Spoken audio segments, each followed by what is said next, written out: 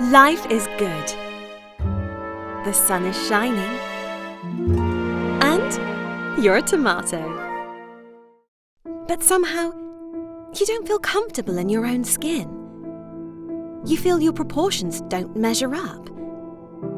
You feel that, when the time comes, you won't make the cut.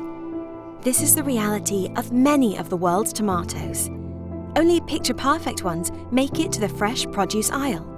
Many other tomatoes are discarded and go to waste, despite being just as nutritious as their prettier counterparts. But there is something we can do to save these tomatoes and reduce food waste. Steel cans. Canning plants located near farms welcome all forms of tomatoes because they know that the true spirit of tomatoes is found in the flesh and has nothing to do with the way they might look. Food cans protect and preserve flavour, nutrients and vitamins for the longest time. Can we peel away prejudice, focus on taste as well as vitamins and reduce food waste?